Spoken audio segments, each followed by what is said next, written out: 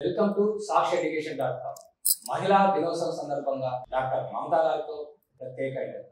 Madam నమస్తే madam. నమస్తే madam అండి. ముందుగా మీకు మహిళా దినోత్సవ శుభాకాంక్షలు madam. Thank you so much అండి. మేడం మహిళా దినోత్సవం యొక్క ప్రాముఖ్యత ఏంటి మేడం? ప్రాచీన కాలం నుంచి మనం ఎర్లీ 20th సెంచరీ తీసుకుంటే కూడా విమెన్ డిఫరెంట్ రెవల్యూషన్స్లో పార్టిసిపేట్ చేయడం జరిగింది. అంటే రష్యన్ రెవల్యూషన్ కావచ్చు, లేకపోతే అమెరికాలో వాళ్ళు ఫ్యాక్టరీస్లో వర్క్ చేసినప్పుడు వాళ్ళకు కూడా అందరి మెన్తో పాటుగా వాళ్ళకి సాలరీస్ ఇవ్వడము, వాళ్ళ డ్యూరేషన్ కూడా మెన్తో పాటుగా ఉండాలి అని చెప్పడము, అంటే వాళ్ళు చేసే కష్టాన్ని కూడా గ్రహించాలనే ఉద్దేశంతో వాళ్ళు ఎన్నో ప్రొటెస్ట్లు కూడా చేయడం జరిగింది. వీటన్నిటిని దృష్టిలో పెట్టుకొని వాళ్ళకంటూ ఒక స్పెషల్ డే రావాలి అని అనుకొని విమెన్స్ డే లాగా ఇంటర్నేషనల్ విమెన్స్ డే లెనిన్ అనే ఆయన స్టార్ట్ చేశారనమాట. రష్యన్ రెవల్యూషన్ 1917లో విమెన్ ఎంత బాగా పార్టిసిపేట్ చేశారో వాళ్ళు చేసిన కాంట్రిబ్యూషన్కి రికగ్నైజ్ చేస్తూ లెనిన్ అనే ఆయన 1922 నుంచి ఇంటర్నేషనల్ విమెన్స్ డే మార్చ్ 8న సెలబ్రేట్ చేయాలని డిక్లేర్ చేశారు.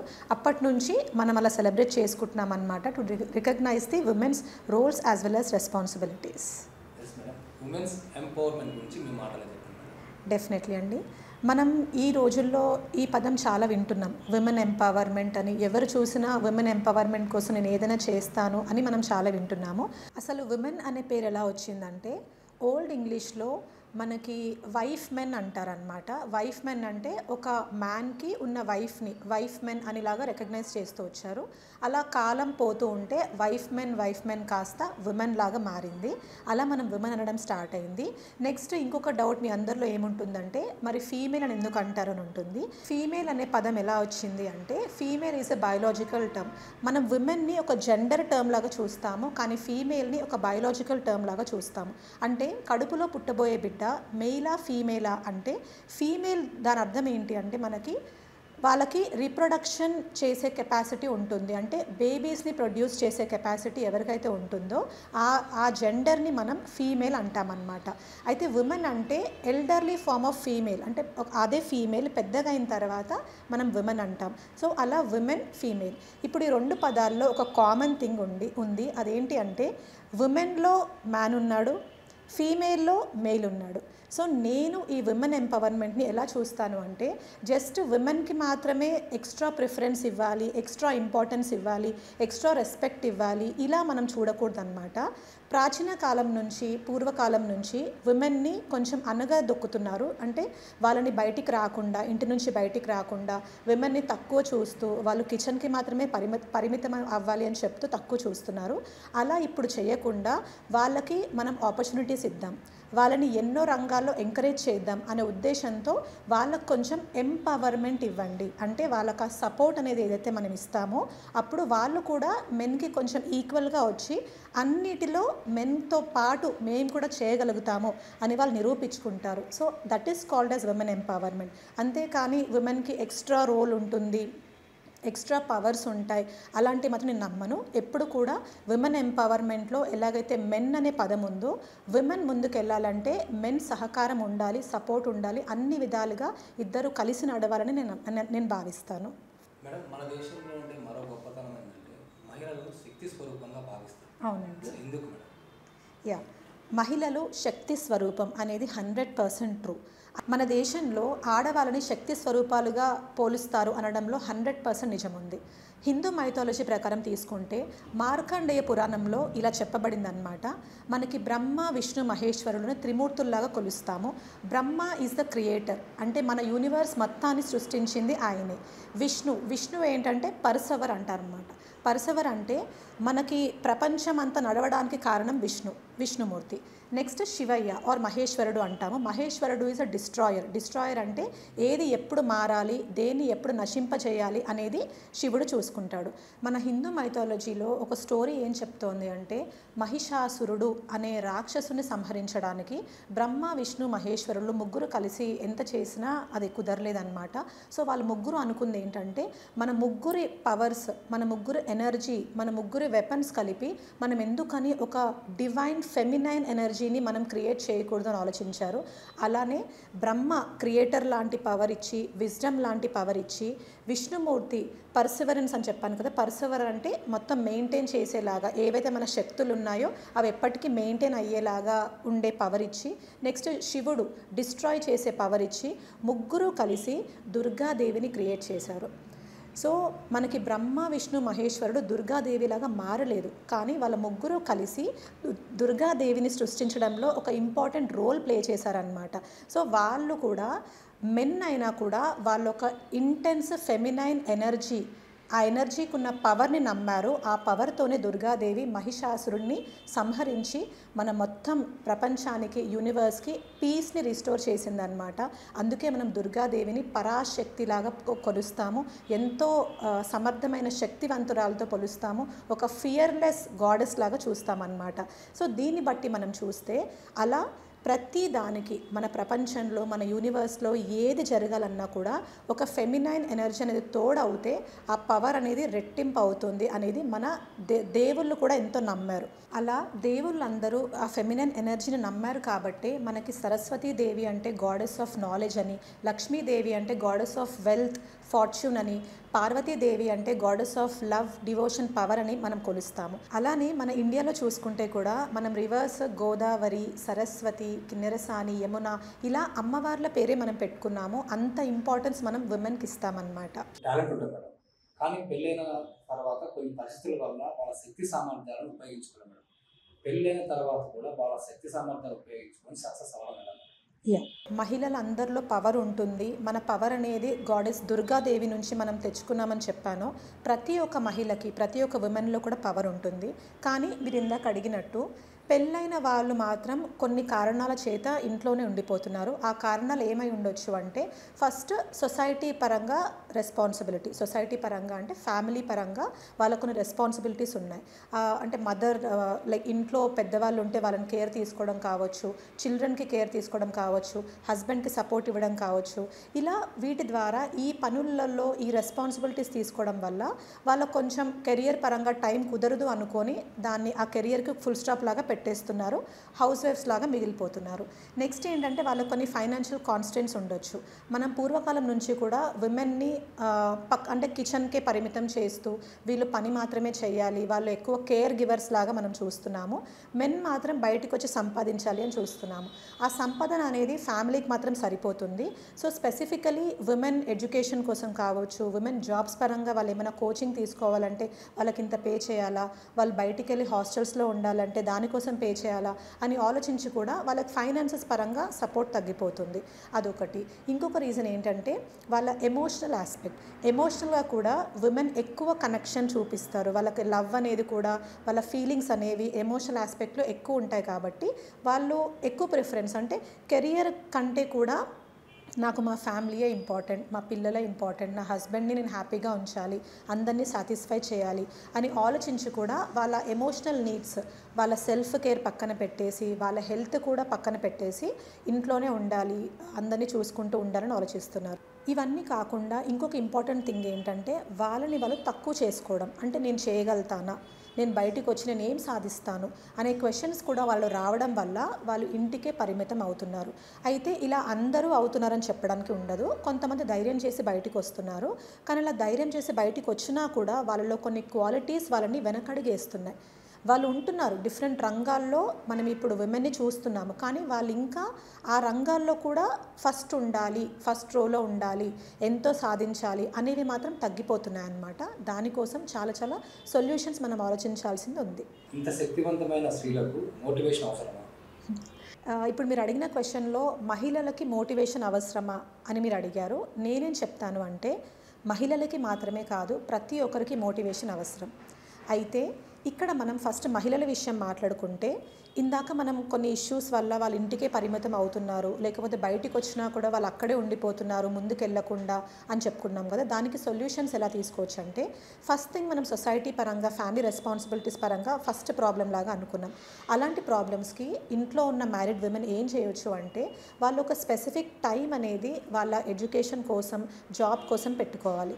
ఫర్ ఎగ్జాంపుల్, అర్లీ మార్నింగ్ తొందరగా లేవడం కావచ్చు, లేకపోతే మధ్యాహ్నం పిల్లలు స్కూల్కి వెళ్ళినా కూడా మధ్యాహ్నం కొంచెం సేపు చదువుకోవడం కావచ్చు. అన్ని పనులు అయిపోయిన తర్వాత at the same time evening పిల్లల అన్ని నీడ్స్ చూసిన తర్వాత చదువుకోవడం కావచ్చు చేయాలి. అంటే ఫస్ట్ ఆఫ్ ఆల్ మీకు 24 hours టైం ఉంది అనే నిజాన్ని మీరు గ్రహించాలి. ఆ 24 అవర్స్లో దేనికి ఎంత టైం అలొకేట్ చేయాలి, స్లీప్కి ఎంత పెట్టాలి, కుకింగ్కి ఎంత పెట్టాలి, కేర్కి ఎంత పెట్టాలి. అండ్ ఎక్కువ శాతం మన పనులన్నీ మార్నింగ్ అయిపోతాయి. సో అయిపోయిన తర్వాత ఇలా టీవీ సీరియల్స్ చూడడం కానీ, మొబైల్ ఫోన్తో సోషల్ మీడియాలో ఉండడం కానీ అవి తగ్గించేసి మీ కెరియర్ కోసం మీరు ఏం చేయాలో టైం పెట్టండి. తప్పకుండా మీకు 24 hours కూడా సరిపోవు అనే విధంగా మీరు వర్క్ చేస్తారు. నెక్స్ట్ ప్రాబ్లం మనం ఏమనుకున్నామంటే, ఫైనాన్షియల్ పరంగా. ఫైనాన్సెస్ విషయంలో ఏంటంటే, ఫస్ట్ మీరు ఏదైనా చేయగలుగుతారు అనే నమ్మకం మీలో స్టార్ట్ అవ్వాలి. ఆ నమ్మకాన్ని మీరు మీ ఫ్యామిలీ మెంబర్స్కి ఇవ్వగలగాలి. ఆ నమ్మకం కనుక మీరు ఇవ్వగలిగితే వాళ్ళు తప్పకుండా ఓకే ఈ అమ్మాయి చేస్తుంది, బయటికి వెళ్ళినా కూడా కొంచెం మంత్లీ హాస్టల్ ఎక్స్పెన్సెస్కి పే చేసినా కూడా, తన కోచింగ్కి పే చేసినా కూడా తిను కంపల్సరీ సాధిస్తుంది అనే నమ్మకం మీరు మీ ఫ్యామిలీ మెంబర్స్కి ఇవ్వగలిగితే వాళ్ళ నుంచి మీకు తప్పకుండా ఫైనాన్షియల్ సపోర్ట్ మాత్రమే కాదు, మెంటల్ సపోర్ట్ కూడా దొరుకుతుంది. నెక్స్ట్ ఆస్పెక్ట్ ఏంటంటే, ఎమోషనల్ నీడ్స్. డెఫినెట్లీ మెన్ కంటే ఫీమేల్కి, మెన్ కంటే ఉమెన్కి ఎక్కువ ఎమోషనల్ నీడ్స్ ఉంటాయి. ఎమోషనల్గా వాళ్ళు ఎక్కువ ఎక్స్ప్రెస్ కూడా చేస్తూ ఉంటారనమాట. సో ఆ ఎక్స్ప్రెషన్ అనేది కంటిన్యూ చేయాలి. బికాజ్ మీకేం కావాలో మీరు చెప్పకపోతే మీ చుట్టూ ఉన్న వాళ్ళకి ఎవరికి తెలియదు. కాబట్టి first you become an expressive person. మీకు ఏం కావాలో ఎక్స్ప్రెస్ చేసిన తర్వాత దానికోసం మీకు ఇంకేం కావాలో వాళ్ళకి తెలిసేలాగా చేయండి. అలా చేసిన తర్వాత మీ సెల్ఫ్ కేర్ కూడా మీకు ఇంపార్టెంట్. అంటే మీ హెల్త్ కూడా మీకు ఇంపార్టెంట్. మీ హెల్త్ పరంగా కేర్ తీసుకోవాలి, మీ మీ అవుట్లుక్ పరంగా మీరు కేర్ తీసుకోవాలి, మీ ప్రొజెక్షన్ పరంగా కేర్ తీసుకోవాలి. అంటే నేను ఎలా కనిపిస్తున్నాను బయటికి, కాన్ఫిడెంట్గా కనిపిస్తున్నానా లేకపోతే భయపడుతూ కనిపిస్తున్నానా, ఈ కేర్ మొత్తం తీసుకొని అన్ని విధాలుగా మీరు ఒక కరేజియస్ పర్సన్, ఒక కాన్ఫిడెంట్ పర్సన్ లాగా కనిపిస్తే మీకు ఎంతోమంది సపోర్ట్ చేయడానికి ముందుకు వస్తారనమాట. ఇది మాత్రం చూసుకోవాలి. అండ్ మోటివేషన్ పరంగా మహిళలకి మోటివేషన్ అవసరమా అంటే ఎస్, డెఫినెట్లీ అవసరం. అండ్ ఈ మోటివేషన్ అనేది అందరికీ అవసరం.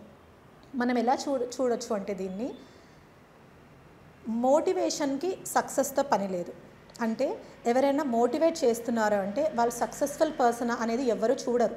వాళ్ళు చెప్పేది మనకు ఎంతవరకు హెల్ప్ అవుతోంది, మనలో ఎంత ఎనర్జీ బయటికి వస్తుంది అని ఆలోచిస్తాం. కానీ సక్సెస్కి మాత్రం కంపల్సరీ మోటివేషన్ కావాలి. మీరు ఎగ్జాంపుల్ త్రూ అవుట్ లైఫ్ ఇప్పటి వరకు మీరు ఎలాంటి ఎగ్జాంపుల్ అయినా తీసుకోండి, మోటివేషన్ లేకుండా సక్సెస్ సాధించిన వాళ్ళు ఒక్కరు కూడా ఉండరు. కానీ సక్సెస్ సాధించకుండా మోటివేట్ చేసే వాళ్ళు ఎంతోమంది ఉంటారు. అంటే అది కూడా ఒక ఆర్ట్ ఆఫ్ మోటివేషన్ అనేది అంత ఈజీగా రాదు. ఏది పడితే చెప్తే అందరూ నమ్ముతారు, వాళ్ళ మాటలు విని ఎంతో ప్రోత్సాహపడతారు అని మాత్రం మీరు అనుకోవద్దు. అందరూ ఎన్నో సాధించాలి అనుకుంటారు, ఎన్నో కలలతో వస్తారు. హైదరాబాద్కి స్టూడెంట్స్ ఉంటే హైదరాబాద్కి కోచింగ్ కోసం వస్తారు, జాబ్ పర్పస్ కోసం వస్తారు, వాళ్ళ విలేజెస్ నుంచి బయటికి సిటీస్లో వచ్చి వర్క్ చేయడానికి వస్తారు. కానీ వాళ్ళు వచ్చింది అంతటితోనే ఆగిపోతుంది, వాళ్ళ ధైర్యం ఎంతో కోల్పోతున్నారు. ఆ టైంలోనే వాళ్ళకి కావాల్సింది మోటివేషన్ అనేది ఎందుకు అంటే, వాళ్ళని వాళ్ళు ముందుకు నడుపుకోలేని సమయంలో వేరే వాళ్ళ పదాలు కానీ వేరే వాళ్ళ ఎగ్జాంపుల్స్ కానీ వాళ్ళని ముందుకు నడుపుతాయి. అది ప్రతిరోజు ఎసెన్షియల్. సో మీరు ఏదైనా సాధించాలి అనుకుంటే ప్రతిరోజు ఏదో ఒక మోటివేషన్ కంటెంట్ చూడడం కానీ, ఎవరైనా మోటివేషనల్ వర్డ్స్ వినడం కానీ చేయాలి. ఎందుకంటే మన లైఫ్లో మనం ఎన్నో ఫేస్ చేస్తూ ఉంటాం. మనం ప్రతిరోజు ఆ కష్టాలని తలుచుకుంటూ వాటి గురించి బాధపడుతూ ఉంటే మనం ఎప్పటికీ ముందుకు వెళ్ళలేము. కాబట్టి అలా కష్టాలని నుంచి బయటకు వచ్చి సాధించిన వాళ్ళు ఎంతోమంది ఉన్నారు. వాళ్ళందరినీ మీరు ఎగ్జాంపుల్ లాగా తీసుకొని మహిళలు కావచ్చు, మెన్ కావచ్చు, అందరూ ప్రతి ఒక్కరూ ముందుకు సాగాలి. మనం పుట్టాము అంటే కంపల్సరీ ఏదో ఒకటి సాధించిన తర్వాతే ఈ లోకాన్ని వదిలిపెట్టి వెళ్ళిపోవాలి అని గట్టిగా మీరు అనుకోవాలి. చిన్నతనం నుంచే మేడం తమ ఆడపిల్లలను తల్లిదండ్రులు ఎలా పెంచాలి, ఎలాంటి జాగ్రత్తలు తీసుకోవాలి? యూజువలీ మూవీస్ నుంచి స్టార్ట్ అవుతుంది. అంటే మూవీస్లో చిన్నప్పటి నుంచే అబ్బాయికి అమ్మాయికి డిఫరెన్షియేషన్ చూపించడం వల్ల కూడా అదే మన మైండ్స్లో పడిపోతుందన్నమాట. సో ముఖ్యంగా ఇలాంటి టైంలో తల్లిదండ్రుల రోల్, పేరెంట్స్ రోల్ చాలా చాలా ఇంపార్టెంట్. పేరెంట్స్ ఏంటంటే పుట్టక ముందు నుంచే, అంటే ఒకవేళ ప్రెగ్నెంట్ విమెన్ ఆపరేషన్ థియేటర్లోకి వెళ్ళే ముందు కానీ, లేబర్ వార్డ్లోకి వెళ్ళే ముందు కానీ పుట్టబోయేది ఆడబిడ్డ మగబిడ్డ అని చెప్పి అక్కడి నుంచే డిస్కషన్ స్టార్ట్ అవుతుంది. ఆ డిస్కషన్లో పేరెంట్స్తో పాటు రిలేటివ్స్ కూడా ఎంతో రోల్ ప్లే చేస్తున్నారు. అలాంటిది ఆపేసేయండి. అందరూ ఒకటే అని గట్టిగా ఆ నమ్మకంతోనే ఉండండి. ఆడపిల్ల పుట్టినా మగబిడ్డ పుట్టినా ఎవరైనా ఒకటే, సేమ్ విధంగా హ్యాపీగా ఉందామనేది మీలో స్టార్ట్ అవ్వాలి. సో పుట్టిన తర్వాత, ఇది పుట్టక ముందు, పుట్టిన తర్వాత నుంచి కూడా ఫస్ట్ మదర్ అండి. అంటే ఒకవేళ ఆడపిల్ల పుడితే ఆ మదర్ని తక్కువ చూడడం మాత్రం మానేయాలి. ఇది నిజంగా కొన్ని ఇళ్లలో జరుగుతుంది. అంటే ఆడబిడ్డకి జన్మనిచ్చిన తల్లి అనేసి తక్కువగా చూస్తున్నారు. అలా తక్కువ చూడడం మానేసేయాలి. That also starts with the support of husband. ఆ హస్బెండ్ అనే అతను చాలా సపోర్ట్ చేయాలన్నమాట. ఆ తర్వాత ఏంటంటే ఆ పాపని పెంచేటప్పుడు కూడా ఈక్వల్గా, అంటే ఆల్రెడీ ఆ ఇంట్లో మగపిల్లలు ఉంటే వాళ్ళతో ఈక్వల్గా అన్నీ నేర్పించాలి. ఎడ్యుకేషన్ పరంగా తీసుకున్నా, హెల్త్ కేర్ పరంగా తీసుకున్నా, రిలేటివ్స్కి పరిచయం చేయడం పరంగా తీసుకున్నా, ఎవరితో ఎలా మాట్లాడాలి అని నేర్పించినా కూడా ఈక్వల్గా నేర్పించాలి. కానీ ఓన్లీ కొన్ని మాత్రమే నేను అబ్బాయికి నేర్పిస్తాను, కొన్ని మాత్రమే అమ్మాయికి నేర్పిస్తాను అనేవి ఉండకూడదు. ఇది ఇంట్లో స్టార్ట్ అవుతుంది. తర్వాత మనం స్కూల్ విషయానికి వస్తే కూడా ఈ రోజుల్లో కొంచెం స్కూల్స్లో అబ్బాయిలకి అమ్మాయిలకి డిఫరెన్సియేషన్ కూడా క్లియర్గా చెప్తున్నారు. అది చాలా మంచి థింగ్ మనకి. అంటే లైక్ పాజిటివ్గా నెగిటివ్గా ఎలా ఉంటుంది అంటే చిన్నపిల్లలకు కూడా అమ్మాయిలకు కూడా బాడీ పార్ట్స్ గురించి కూడా క్లియర్గా ఎక్స్ప్లెయిన్ చేస్తున్నారనమాట. So good touch bad touch అంటే ఏంటి అనేది చేస్తున్నారు. నేను స్కూల్లో ఉన్నప్పుడు, I just want to give you this example. నేను స్కూల్లో ఉన్నప్పుడు 7th 8th క్లాస్లో సైన్స్ సబ్జెక్ట్లో రీప్రొడక్టివ్ సిస్టమ్ గురించి ఎక్స్ప్లెయిన్ చేసినప్పుడు అబ్బాయిలకు అది ఎక్స్ప్లెయిన్ చేసేవాళ్ళు కాదండి. ఓన్లీ అమ్మాయిలని మాత్రమే సపరేట్గా ఒక సెక్షన్లో కూర్చోబెట్టి వాళ్ళకి మాత్రమే ఎక్స్ప్లెయిన్ చేసేవాళ్ళు. అబ్బాయిలకి మీరు ఆ క్వశ్చన్ వస్తే చాయిస్లో వదిలేయండి అని చెప్పేవాళ్ళు. అది చాలా తప్పండి. అలా చేయకూడదు. బికాస్ మన ప్రపంచంలో ఏం జరిగినా అది అబ్బాయికి అమ్మాయికి ఈక్వల్గా తెలియాలి. అన్నీ తెలిసిన తర్వాత వాళ్ళు దాన్ని ఎలా అనలైజ్ చేయాలో మనం నేర్పించడానికి ఉండాలన్నమాట. సో స్కూల్ ఎడ్యుకేషన్లో కూడా అబ్బాయికి అమ్మాయికి డిఫరెన్స్ చూపించకుండానే ఉండాలి. నెక్స్ట్ అవుట్ సైడ్ స్కూల్ వస్తే మనకి ఫ్రెండ్స్ వీళ్ళందరూ కూడా అమ్మాయి అంటే చులకన చూడడం, అబ్బాయి అంటే గొప్పగా చూడడం ఇలాంటివి చేయకూడదు. అండ్ ఇంకోటి ఏంటంటే రిలేటివ్స్ మధ్య కూడా కొంతమంది ఇంకా నారో మైండెడ్ పీపుల్ ఉంటారు. అలాంటి నారో మైండెడ్ పీపుల్ని మీరు కనుక చూస్తే మీ పిల్లలకి వాళ్ళ నుంచి దూరంగా పెట్టడానికి మాత్రం చూడండి. That is very very important. ఎందుకంటే ప్రతి ఒక్క మాట చిన్నతనం నుంచే చిన్నపిల్లల మనసులో స్ట్రాంగ్గా పడిపోతాయి. అప్పటి నుంచే వాళ్ళలో ఇన్ఫీరియర్ కాంప్లెక్స్ అనేది డెవలప్ అవుతుంది. సో అలా అమ్మాయిల్లో చిన్నపిల్లల్లో కూడా ఇన్ఫీరియర్ కాంప్లెక్స్ డెవలప్ అవ్వకుండా చూసే రెస్పాన్సిబిలిటీ మనందరిలో ఉంది. స్పెషల్లీ విమెన్లో ఉంది. విమెన్ తర్వాత, ఎందుకంటే తల్లి మాటే అందరూ ఎక్కువ వింటారు కాబట్టి ఫస్ట్ రోల్ తల్లి ప్లే చేయాలి, తర్వాత ఫాదర్ ప్లే చేయాలి, తర్వాత ఫ్రెండ్స్ ప్లే చేయాలి, ఎడ్యుకేషన్ ప్లే చేయాలి. అండ్ ఇంకొకటి ఏంటంటే మనం ఏది కూడా కామన్గా తీసుకోకూడదు. కామన్గా అంటే ఏదైనా మిస్టేక్స్ ఉన్నప్పుడు అమ్మాయిలు మిస్టేక్స్ చేస్తారు, అబ్బాయిలు మిస్టేక్స్ చేస్తారు, రైట్? అంతేకాని అబ్బాయిలు, మీరు మీ సర్కిల్లో కొంతమంది అబ్బాయిలు మిస్టేక్స్ చేస్తే అందరు అబ్బాయిలు అంతే అని జనరలైజ్ చేయడం మానేయండి. అలానే కొంతమంది అమ్మాయిల వల్ల మీకు ఏదైనా నష్టం జరిగితే అందరు అమ్మాయిలు అంతే అని జనరలైజేషన్ మానేయండి. ఒక పర్సన్ని పర్సన్ లాగే చూడండి. మనందరం సేమ్ కాదు. మనం all of us are unique. మనందరిలో కూడా ఎన్నో ఫ్లాస్ ఉంటాయి, మనందరిలో పాజిటివ్స్ ఉంటాయి. సో ఆ పాజిటివ్స్ని పెంచుకుంటూ ఫ్లాస్ తగ్గించుకుంటూ అందరిలో కలిసిపోయేలాగా మనం ఉండాలి. కానీ నెగటివ్ పరంగా మాత్రం వీళ్ళందరూ ఒకటే, మహిళలందరూ ఒకటే, అమ్మాయిలు ఈ రోజుల్లో యూత్ ఇట్లానే అనుకుంటున్నారండి. లవ్ విషయం వచ్చినా, రిలేషన్షిప్ విషయాలు వచ్చినా ఒక అమ్మాయి మోసం చేస్తుంది అంటే అందరు అమ్మాయిలు అంతే అనుకుంటున్నారు. అలా అనుకోకండి. ఒక అబ్బాయి చీట్ చేస్తున్నాడు అంటే అందరు అబ్బాయిలు అలానే అనుకుంటున్నారు. అలా కాదు, మంచి వాళ్ళు కూడా ఉన్నారు. వాళ్ళు ఎవరు అనేది చూసి వాళ్ళకి దగ్గర అవ్వడం మంచిది. మేడం, మహిళలకు ఏదైనా ఒక సమస్య ఎదురైనప్పుడు దాన్ని ధైర్యంగా ఎదుర్కొని నిలబడడం ఎలా? ఒక సమస్య వచ్చినప్పుడు దాన్ని ఫస్ట్ ఎలా ఎదుర్కోవాలి అంటే ఆ సమస్యని మీరు చిన్నగా చూడడం స్టార్ట్ చేయాలి. అంటే సమస్య అనేది అందరికీ కామన్ అనేది ఫస్ట్ మీ మైండ్లో రావాలి. సమస్యని కనుక మీరు ఒక పెద్ద సముద్రంలాగా చూస్తే మీకు ఎప్పటికీ సొల్యూషన్ అనేది రాదు. ఒక చిన్న రివర్ లాగా కానీ చిన్న లేక్ లాగా కానీ చూడండి. అంటే సమస్యలు వస్తూ ఉంటాయి, పోతూ ఉంటాయి. రివర్ ఎలాగైతే పారే నది అంటామో సమస్యలు కూడా అలానే వస్తూ ఉంటాయి, పోతూ ఉంటాయి. కానీ అవి మన లైఫ్లో ఉన్నప్పుడు మనం వాటిని ఎలా సాల్వ్ చేస్తున్నాం అనేది చాలా చాలా ఇంపార్టెంట్. ఇప్పుడు ఆ ఎలా అనే దానికి సొల్యూషన్ ఏంటంటే ప్రాపర్ అనాలిసిస్. ఎప్పుడైనా ఒక ప్రాబ్లం వచ్చినప్పుడు ఆ ప్రాబ్లం ఎలా సాల్వ్ అవుతుంది అని మీరు ఎంత గట్టిగా ట్రై చేస్తే మీకు సొల్యూషన్ అంత గట్టిగా వస్తుంది.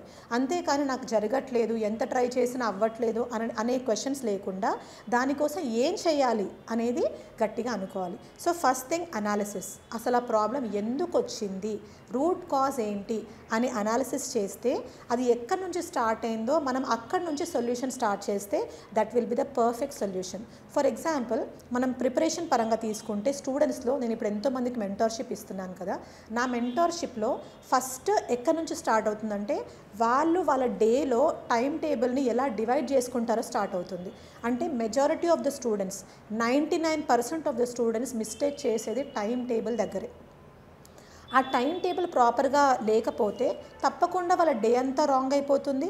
అది రాంగ్ అయిపోవడం వల్ల వాళ్ళ ప్రిపరేషన్ మొత్తం రాంగ్ అవుతుంది. అల్టిమేట్లీ రిజల్ట్ ఏంటంటే వాళ్ళకి సక్సెస్ డిలే అవుతుంది. కాబట్టి మనం ఏ ప్రాబ్లం అయినా రూట్ కాజ్ ఏంటి, టైం టేబుల్ దగ్గర ఇబ్బంది అవుతుందా, ఏమి ఇబ్బంది అవుతోంది, నేను ఆ టైం టేబుల్ ఎలా మార్చుకోవాలి అని మీరు అసెస్ చేసుకోవాలి. ఒకవేళ అనాలిసిస్ లేకపోతే మాలాంటి మెంటర్ సజెషన్స్ కూడా మీరు తీసుకోవచ్చు అన్నమాట. తర్వాత ఆ ప్రాబ్లం రూట్ కాజ్ చూసిన తర్వాత మల్టిపుల్ సొల్యూషన్స్ ఉంటాయా అని ఆలోచించాలి. ప్రతి ప్రాబ్లంకి ఒకటే సొల్యూషన్ ఉంటుంది అని చెప్పడానికి ఉండదు. మల్టిపుల్ సొల్యూషన్స్ వేరే వేరే రీజన్స్ నుంచి, వేరే వేరే పీపుల్ నుంచి, వేరే వేరే ఏరియాస్ నుంచి, మన వేరే వేరే సెక్టార్స్ కనుక మనం బ్రెయిన్లో మన థింకింగ్లో పెట్టగలిగితే we will get different ideas, different solutions. ఆ డిఫరెంట్ సొల్యూషన్స్ని ఒక్కొక్కటిగా చూడాలి. అంటే ఈ సొల్యూషన్ అప్లై చేస్తే ఈ ప్రాబ్లం ఎంతవరకు సాల్వ్ చేయొచ్చు, సెకండ్ సొల్యూషన్ అప్లై చేస్తే ఎంతవరకు సాల్వ్ చేయొచ్చు, ఇలా చూడాలన్నమాట. అప్లికేషన్ ఆఫ్ సొల్యూషన్ తర్వాత అది ఎంతవరకు మనం కంటిన్యూ చేయగలుగుతామో దానికి మనం ఎలాంటి వాళ్ళ సహాయం తీసుకోవాలి అని కూడా ఆలోచించాలి. So it's like first thinking about the root cause, దాని తర్వాత ఎలాంటి ఐడియా అప్లై చేయాలి, అప్లై చేసిన దాన్ని ఎలా ముందుకు తీసుకెళ్ళాలి, అలా ముందుకు తీసుకెళ్ళిన తర్వాత దాని సొల్యూషన్ అది కంప్లీట్గా సాల్వ్ అయ్యేంత వరకు మనం అందులోనే ఉండాలి. అంటే టోటల్గా ప్రాబ్లం గురించి ఆలోచించమని కాదు, మనలో కొంచెం పాజిటివ్ అవుట్లుక్ ఒకటి స్టార్ట్ అవ్వాలి. అంటే కంపల్సరీ నేను ఇది సాల్వ్ చేస్తాను అనే నమ్మకం కూడా మీలో ఉండాలి, మీ పర్సనాలిటీలో కనిపించాలి, మీ ఫేషియల్ ఎక్స్ప్రెషన్లో కనిపించాలి, మీ కళ్ళల్లో కూడా కనిపించాలి. That gives you immense power to solve that problem. చాలామంది అమ్మాయిలకు డిగ్రీ కానీ లేదా కాలేజీలో స్కూలింగ్ చదివే అమ్మాయిలకు నేను పెద్ద అయితే ఒక గవర్నమెంట్ అధికారి కానీ యూపీఎస్సీ గ్రూప్ 1 లాంటి ఉద్యోగాలు కొట్టాలన్నా మీరు ఎంతో మందికి గ్రూప్ 1 యూపీఎస్సీ లాంటి శిక్షణ ఇచ్చి ఉద్యోగాలు ఇచ్చారు. సో వాళ్ళకు రావాలంటుంది కానీ దారి తెలియదు. సో వాళ్ళకు మీరేం చెప్తారు? ఎస్పెషల్లీ అమ్మాయిలు మేడం, ముఖ్యంగా అమ్మాయిలు వాళ్ళు గ్రూప్ 1 గ్రూప్ 2 అధికారులుగా లేదా యూపీఎస్సీ సివిల్స్ లాంటి ఐఏఎస్ ఐపీఎస్ లాంటి ఉద్యోగాలు పట్టాలంటే మీరేం చెప్తారు? ఇప్పుడు సపోజ్ డిగ్రీ అయిపోయిన అమ్మాయిలు ఉన్నారు, వాళ్ళు ఏంటంటే ఇంకా డిగ్రీ తర్వాత లైక్ ఊర్లలో మాకు తగిన జాబ్ మేము ఏదో చేసుకుంటూ ఉంటామో అనుకుంటారు. కానీ ఫస్ట్ థింగ్ నేను ఏం చెప్తానంటే నెవర్ సెటిల్ ఫర్ లెస్. అంటే మేము ఇంతే, మా స్తోమత ఇంతే, మేమేదో చిన్న జాబ్ సాధించుకొని మా లైఫ్ మేము సాగిస్తాము అండ్ పెళ్లి చేసుకొని అటు వెళ్ళిపోతాము, మా హస్బెండ్ సంపాదిస్తాడు, ఇలాంటి థాట్స్ మాత్రం పెట్టుకోకండి. ప్రతి మహిళకి ఇండిపెండెన్స్ అనేది చాలా చాలా ఇంపార్టెంట్. ఆ ఇండిపెండెన్స్ అనేది ప్రతి పరంగా వస్తుంది. సొసైటల్ ఇండిపెండెన్స్ కావచ్చు, లేకపోతే వాళ్ళు డెసిషన్ మేకింగ్ పరంగా ఇండిపెండెన్స్ కావచ్చు, ఫైనాన్షియల్ ఇండిపెండెన్స్ కావచ్చు, ఇలా ప్రతి దగ్గర వాళ్ళకంటూ ఒక ఇండిపెండెంట్ లైఫ్ అనేది లీడ్ చేయాలి. అయితే ఇప్పుడు దారి తెలియని వాళ్ళు యూజువలీ అమ్మాయిలు టార్టాయిస్ ఇన్ ఎ వెల్ అంటారు. టార్టాయిస్ ఇన్ ఎ వెల్ అంటే తాబేలు బావిలో ఉన్నప్పుడు బావే ప్రపంచం అనుకుంటుంది. అమ్మాయిలు మాత్రం ఆ థాట్ పెట్టుకోకూడదు. మీరు ఒకసారి ఆ బావి బయటికి వచ్చి చూడండి, మీ ఇంటి బయటికి వచ్చి చూడండి, ప్రపంచం ఎంత పెద్దది. మీరు ఏదైనా సాధించాలి అనుకుంటే మీరు ఎంత సాధించగలుగుతారో, మీరు ట్రై చేస్తే ఎంత ఎత్తైనా ఎక్కగలుగుతారనేది మీకే అర్థమవుతుంది. సో ఫస్ట్ మీకున్న ఆపర్చునిటీస్ ఏంటో తెలుసుకోండి. కొంతమంది మనకి కెరియర్ కౌన్సిలర్స్ ఉంటారు. అంటే మీ డిగ్రీ తర్వాత మీకు ఎలాంటి జాబ్ ఆపర్చునిటీస్ ఉన్నాయని చెప్తారు. అలాంటి వాళ్ళని కలవండి. ఫోన్ కాల్లో అయినా మాట్లాడండి. ఇప్పుడు మన వాళ్ళకి కాల్ చేసినా కూడా మీకు ఈజీగా చెప్తారనమాట డిగ్రీ తర్వాత ఎలాంటి కోర్సెస్ తీసుకోవాలి అని. సో అలా తీసుకున్న తర్వాత దానికోసం ఎక్కడ జాయిన్ అవ్వాలి, లైక్ ఎలాంటి దగ్గర కోచింగ్ తీసుకోవాలి, ఇంట్లో ఉండి ప్రిపేర్ అవ్వాలా లేకపోతే ఇన్స్టిట్యూట్కి వెళ్ళాలా అనే వాటి మీద అనాలిసిస్ స్టార్ట్ అవుతుంది. అలాంటి అనాలిసిస్లో కూడా మేము మీకు హెల్ప్ చేస్తామన్నమాట. తర్వాత బయటికి వచ్చిన తర్వాత మీరు ఎక్కడా కూడా ఇన్ఫీరియర్గా ఫీల్ అవ్వద్దు. అంటే మేము విలేజెస్ నుంచి వచ్చాము, మాకేం తెలీదు, ఇక్కడేమో ఇంత బ్రాడ్గా మనుషులు ఉన్నారు అనేసి మీరు అలా మిమ్మల్ని మీరు తక్కువ చేసుకోకుండా మేమెందుకు సాధించలేము అనే క్వశ్చన్ మీకు మీరు వేసుకొని అలానే ప్రాపర్ గైడెన్స్తోని ప్రాపర్ మెంటార్తోని ప్రాపర్గా ప్రిపేర్ అవుతూ వెళ్ళండి. మీరు అన్ని రంగాల్లో మీరు ఏ రంగం చూస్ చేసుకున్నా ప్రతి రంగంలో మిమ్మల్ని గైడ్ చేసే వాళ్ళు ఎవరో ఒకరు ఉంటారు. ఆ ప్రాపర్ గైడ్ని పట్టుకోండి, మీరు తప్పకుండా సక్సెస్ సాధిస్తారు. హైదరాబాద్ లాంటి మహానగరాలకు అమ్మాయిలు వాడారు. అంటే ఆర్థికపరమైన సమస్యలు కావచ్చు, అమ్మాయికి మ్యారేజ్ అయిన తర్వాత సమస్యలు కావచ్చు. సో వాళ్ళు ఇంటికాడ నుంచే కూర్చొని ఇలాంటి గవర్నమెంట్ జాబ్లు కొట్టొచ్చా? డెఫినెట్లీ అండి, నేను 100% చెప్తాను. ఇంటి దగ్గరే ఉంటూ కూడా సివిల్ సర్వీసెస్ లాంటి ఎగ్జామ్స్, బికాజ్ మనకు సివిల్ సర్వీసెస్ ఇండియాలోనే టాప్ మోస్ట్ ఎగ్జామ్ కాబట్టి నేను ఆ ఎగ్జాంపుల్ తీసుకుంటున్నాను. ఇంట్లో ఉండి సివిల్ సర్వీసెస్ లాంటి ఎగ్జామ్నే క్రాక్ చేసిన వాళ్ళు ఎంతోమంది ఉన్నారు. ఫర్ ఎగ్జాంపుల్ 2020 యూపీఎస్సీలో సుష్మా యాదవ్ అనే మహిళ ఐఏఎస్ ఆఫీసర్ అయ్యారనమాట. తనకి 2 పిల్లలు. సో పెళ్ళైన తర్వాత టీచర్ జాబ్ చేసి కూడా 2 పిల్లల్ని చూసుకుంటూ కూడా తన ఇంట్లో ఉండి ప్రిపేర్ అయ్యి కూడా షీ క్రాక్డ్ యూపీఎస్సీ. తర్వాత మీరు ఇంకెంతోమంది ఎగ్జాంపుల్స్ కూడా తీసుకోవచ్చు. అలానే మనం ఇంకొక ఎగ్జాంపుల్ కూడా తీసుకుంటే నివేదా థామస్, మనకేంటంటే ఫస్ట్ ఫీమేల్ ఫైటర్ పైలట్. ఎంత అంటే ఫైటర్ పైలట్స్ అంటే it's a mail dominated zone అంటామండి. అలాంటి జోన్లో కూడా తను ఫస్ట్ ఫీమేల్ ఫైటర్ పైలట్ అయ్యారు. Even she is a married person. అంటే ఇలాంటి వాళ్ళు ఎక్కడ కూడా మా మ్యారేజ్ అనేది మాకు బ్యారియర్ అని వాళ్ళు అనుకోలేదు. మ్యారేజ్ అయినా కూడా పిల్లలు పుట్టినా కూడా నేను ఎందుకు చేయకూడదు, నేను ప్రాపర్గా టైం పెడతాను, స్మార్టెస్ట్ వే ఆఫ్ ప్రిపరేషన్లో చూసుకుంటాను, ఆన్లైన్లో కూర్చున్నా ఆ టైంకి నేను అవైలబుల్ ఉంటాను, అంటే డిస్టర్బ్ అవ్వకుండా ఊరికూరికి లేవకుండా అలా ప్రాపర్గా నేను ప్రిపేర్ అవుతానని అనుకున్నారు కాబట్టి వాళ్ళు సక్సెస్ సాధించారు. కాబట్టి ఫస్ట్ మీరు స్ట్రాంగ్గా అనుకోవాలి, నాకు పెళ్ళైనా పర్వాలేదు, నేను ఊర్లో ఉన్నా పర్వాలేదు, నేను ఆన్లైన్లో ప్రిపేర్ అయినా పర్వాలేదు, నేను గట్టిగా అనుకుంటే నేను తప్పకుండా సక్సెస్ సాధించి అందరికీ చూపిస్తాను, నిరూపిస్తానని ఫస్ట్ మీరు అనుకోవాలి గట్టిగా. ఒక తల్లి ఒక కూతురుతో ఎలా ఉన్నారు, ఎలాంటి రిలేషన్ మెయింటైన్ చేయాలి అంటే ఐ మీన్ ఆ అమ్మాయికి ఏంటంటే ఒక అమ్మాయి ఇంట్లో అనుకో, అమ్మాయిని అబ్బాయిని ఈక్వల్గా చూడకుండా కొద్దిగా వేరే చూపిస్తారు. అలా ఉండకుండా ఒక తల్లి కూతురుతో ఎలా ఉండాలి? యా, ఒక తల్లి కూతురుతో ఎలా ఉండాలి అంటే ఒక పర్ఫెక్ట్ ఫ్రెండ్ లాగా ఉండాలండి. ఎందుకంటే ఫస్ట్ బాండ్ ప్రపంచంలో మనం ఎంటర్ అవ్వక ముందే మనకి తల్లితోనే ఆ బాండ్ అనేది ఫామ్ అయిపోతుంది. అంబలికల్ కార్డ్ ద్వారా తల్లి న్యూట్రిషన్, తల్లి తీసుకునే ఫుడ్డే కడుపులో ఉన్న బిడ్డకి వెళ్తుంది అనమాట. సో అక్కడి నుంచే ఆ బాండ్ స్టార్ట్ అవుతుంది. ఆ బాండ్ అనేది లైఫ్ లాంగ్ మెయింటైన్ అవ్వాలి. యూజువల్లీ అందరూ ఏమంటారంటే తల్లికి అబ్బాయిలు క్లోజు అనుకుంటారు, కానీ అమ్మాయిలు ఎక్కువ క్లోజ్ ఉంటారు. ఎమోషనల్ ఆస్పెక్ట్లో ఏదైనా షేర్ చేసుకోవాలంటే కూడా తల్లితో ఎక్కువ షేర్ చేసుకోవడానికి ఇష్టపడతారు, రైట్? కాబట్టి ఒక తల్లి ఎప్పుడు కూడా తన కూతురికి ఫ్రెండ్ లాగే ఉండాలి. దీనికి పర్ఫెక్ట్ ఎగ్జాంపుల్ మా మదరే అండి. మా మదర్ నా బెస్ట్ ఫ్రెండ్ మా మదర్ అని నేను చెప్పుకుంటానమాట. సో చిన్నప్పటి నుంచి మా మదర్ నన్ను ఎలాగైతే చూడాలనుకుంటున్నారో నా మైండ్లో అది కంటిన్యూస్గా పెడుతూ ఉండే. అంటే నువ్వు ఇది చెయ్యాలి, ఇలా అవ్వాలి, సొసైటీలో అందరితో ఇలా మాట్లాడాలి, బయట నడిచేటప్పుడు ఇలా నడవాలి, ధైర్యంగా ఉండాలి, ఆ కరేజ్ అనేది కనిపించాలి, ఎంత అంటే అంత కష్టపడాలి, కష్టానికి ఎప్పుడు కూడా భయపడకూడదు, మనకి లైఫ్ అంటే ఎప్పుడు కష్టాలను ఇస్తూనే ఉంటుంది, ఆ కష్టాలన్నింటినీ మనం సాల్వ్ చేసుకుంటూ ముందుకెళ్ళాలి, ఎప్పుడు భయపడకూడదు, పోరాడుతూనే ఉండాలి అనే పదం మా మదర్ ఎప్పుడు నాతో చెప్తూ ఉంటుందండి. కాబట్టి అదే నా మైండ్లో ఉంది. చిన్నప్పటి నుంచి మదర్ అలా చెప్పడం వల్లే మేబీ నేను ఇలాంటి పర్సనాలిటీ అయ్యానేమో. కాబట్టి మదర్ అండ్ కూతురు రిలేషన్షిప్ చాలా చాలా ఇంపార్టెంట్. ఇప్పుడున్న మదర్స్ కూడా వాళ్ళు ఎంత బిజీ ఉన్నా కూడా రోజుకు 1 గంట సేపు అయినా సరే మీ పిల్లలతో టైం స్పెండ్ చేయండి. స్పెషల్లీ విమెన్, గర్ల్స్తో టైం స్పెండ్ చేయండి. బికాస్ వాళ్ళు స్కూల్కి వెళ్ళినప్పుడు భయపడతారు, స్కూల్లో వాళ్ళని ఎవరైనా ఏడిపిస్తున్నారా, కాలేజ్లో వాళ్ళని ఎవరైనా ఏడిపిస్తున్నారని చెప్పడానికి భయపడతారు. అలాంటప్పుడు మదరే కొంచెం చిన్న ఎగ్జాంపుల్స్ లాగా ఇవ్వాలి. అంటే తన లైఫ్లో జరగకపోయినా కూడా నేను చిన్నప్పుడు స్కూల్లో ఉన్నప్పుడు నాకు ఇలాంటివి జరిగాయి, నీకు ఇలా ఏమైనా జరిగాయా, ఇలాంటి క్వశ్చన్స్ అడిగితే వాళ్ళు ఒక కంఫర్ట్ జోన్లో వెళ్తారు. ఆడపిల్లలు.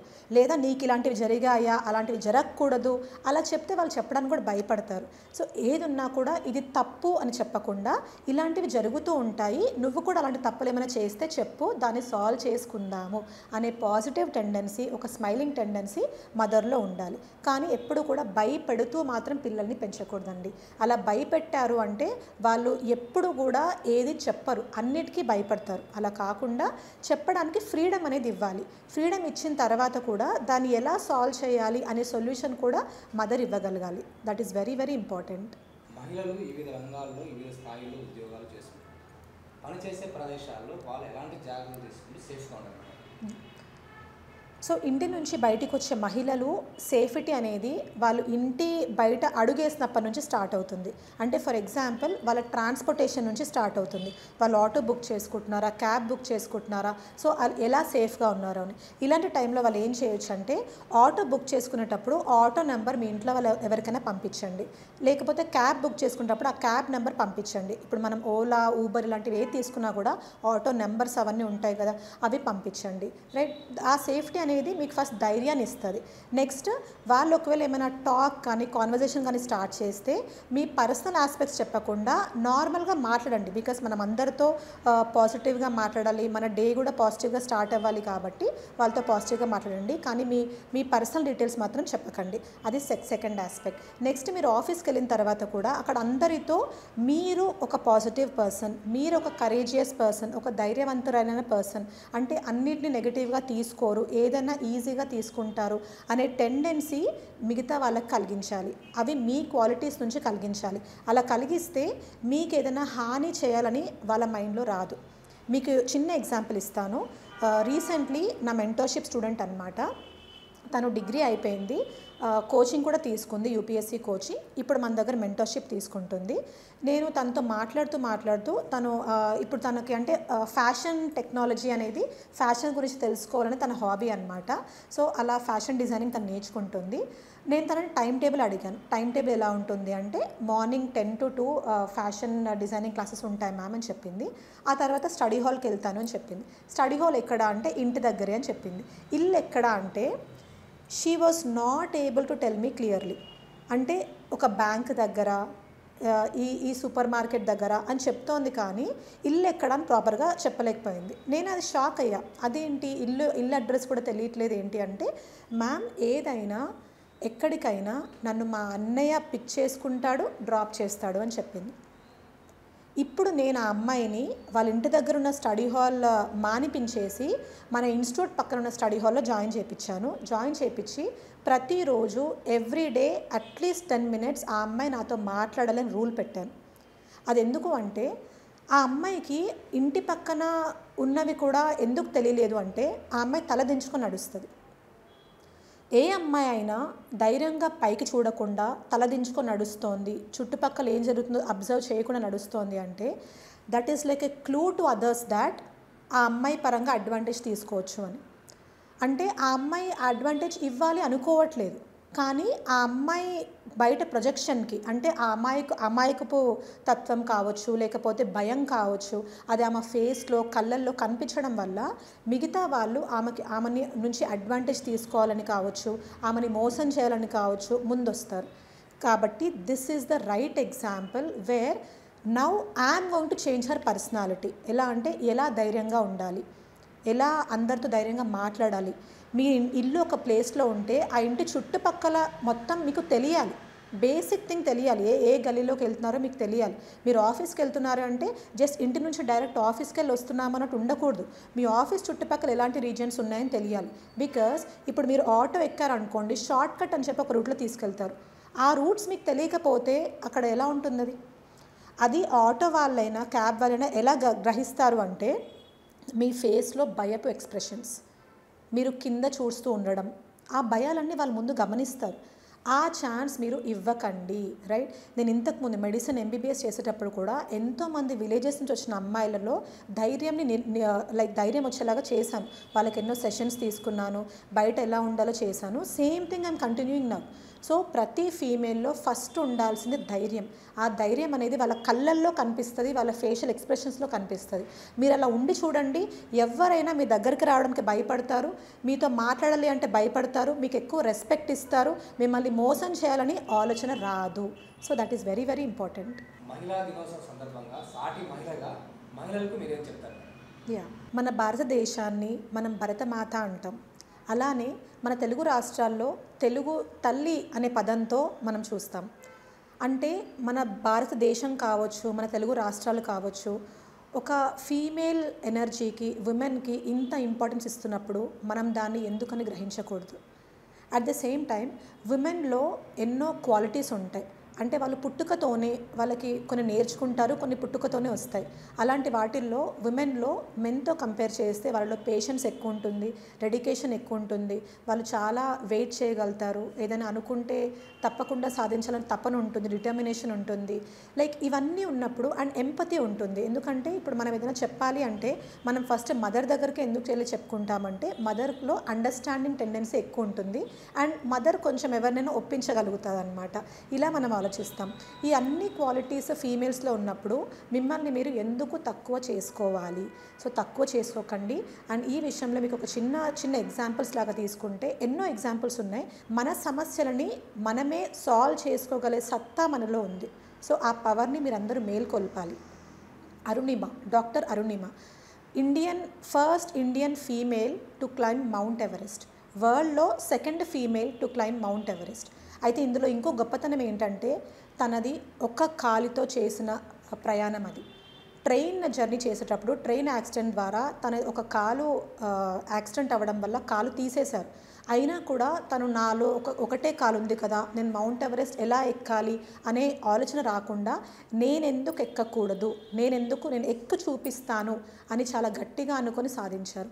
ఇలా ప్రతి రంగంలో ఎంతోమంది మహిళలు వాళ్ళని వాళ్ళు నమ్ముకొని ముందుకెళ్తూ వాళ్ళ ప్రతిభని చాటుతున్నారు. మీరు ఎందుకని మిమ్మల్ని మీరు తక్కువ చేసుకొని ఇళ్లల్లో ఉండిపోతారు? అలా ఉండకండి, బయటికి రండి, మీలో ఉన్న పవర్ని మేల్కొల్పండి.